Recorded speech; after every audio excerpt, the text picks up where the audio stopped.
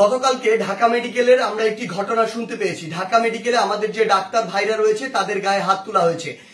যারা হাত তুলেছে তারা কি অভিযোগ করেছে? তারা অভিযোগ করেছে সেখানে নাকি একজন যে পেশেন্ট মারা গিয়েছিল সেখানে ডক্টরদের গাফিলাতি ছিল, ওই ঢাকা মেডিকেলের গাফিলাতি ছিল।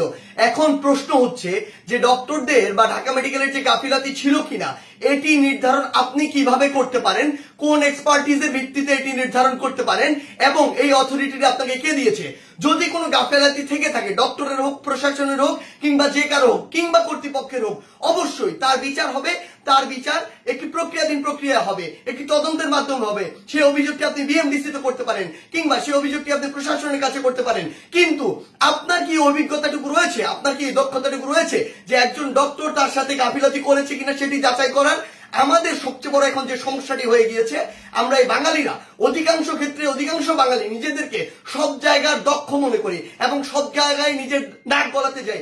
আপনি আমাকে একটি জিনিস বলুন, যে ডাক্তার 5 বছর ধরে এমবিবিএস পাস করলো, 1 বছর ইন্টার করলো, এরপর বছর বছর ধরে বিভিন্ন ডিগ্রি নিল, পড়াশোনা করলো, তিনি একজন পেশেন্টকে যেভাবে ডিল করেন, তিনি পেশেন্টের ভিতরের এবং বাইরের বিষয়গুলো যেভাবে জানেন, যেভাবে ট্রিটমেন্ট করেন, আপনি কিভাবে মনে করেন আপনি সেই পড়াশোনা না করে শুধু বাইরে থেকে দেখে নিজের চোখে যা মনে হলো তা দেখে তাকে একটি নির্দিষ্ট রেজাল্ট দিয়ে দিচ্ছেন, একটি নির্দিষ্ট ব্লেম দিয়ে দিচ্ছেন?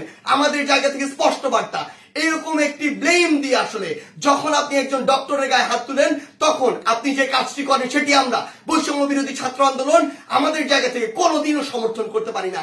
আপনাদের যদি কোনো অভিযোগ থাকে সেই অভিযোগটি আপনি জানাতে পারতেন।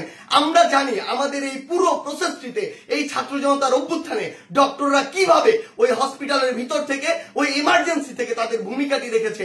আমরা দেখেছি যখন কিছু সরকারের পাঁচাটা স্পিরিট, ডক্টরদের যে স্পিরিট, সেই স্পিরিটটি যাদের মধ্যে নাই, এমন গুটি কয়েক ডক্টর যখন ওই ছাত্র জনতার গণঅভ্যুত্থানে আমাদের আহত ভাইদের চিকিৎসা দিতে বাধা দিচ্ছিল, তখন অধিকাংশ ডক্টর নিজের জায়গা থেকে রিস্ক নিয়ে আমাদের ওই ভাইদেরকে চিকিৎসা দিয়েছিল। এমন অধিকাংশ ডক্টর রয়েছে যারা ডক্টরদের স্পিরিটটি ধারণ করে এবং আমাদের এই পুরো সময়টিতে আজকে পর্যন্ত আমার হসপিটালে যে আহত ভাইগুলো রয়েছে তাদেরকে নিরবিচ্ছিন্ন সেবা দিয়ে যাচ্ছে, নিজের কথা চিন্তা না করে। সেই জায়গায় যখন এরকম করে কোন একজন আমার ডক্টর ভাইয়ের উপর এভাবে হাতটি তুলে, আমরা এটি কখনো সমর্থন করতে পারি না। আমাদের জায়গা থেকে একদম স্পষ্ট একটি বার্তা, সেটি হচ্ছে যে আমরা প্রশাসনকে, মাননীয় স্বাস্থ্য উপদেষ্টা, ডিজি হেলথ সহ সকলকে একটি বিষয় স্পষ্ট করে বলতে চাই, আমাদের যারা মেডিকেলের ভাইরা রয়েছে, ইন্টার্ন ডক্টররা রয়েছে, কিংবা হসপিটালের যে ডক্টর ভাইরা রয়েছে, তাদের সাথে আমরা এই জায়গাটিতে একাত্মতা ঘোষণা করছি। তাদের নিরাপত্তার সর্বোচ্চ ব্যবস্থা করতে হবে।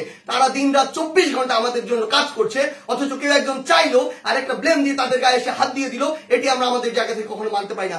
আমাদের জায়গা থেকে একটি স্পষ্ট বার্তা হচ্ছে তাদের এই নিরাপত্তার ব্যবস্থাটি করতে হবে। এবং গতকালকে ঢাকা মেডিকেলে যদি ওই পেশেন্টের মৃত্যুর জন্য কোনো কর্তৃপক্ষের হোক, ডক্টর হোক গাফিলাতি থেকে থাকে, তদন্ত সাপেক্ষে তার যেমন বিচারের আওতায় তাকে আনতে হবে।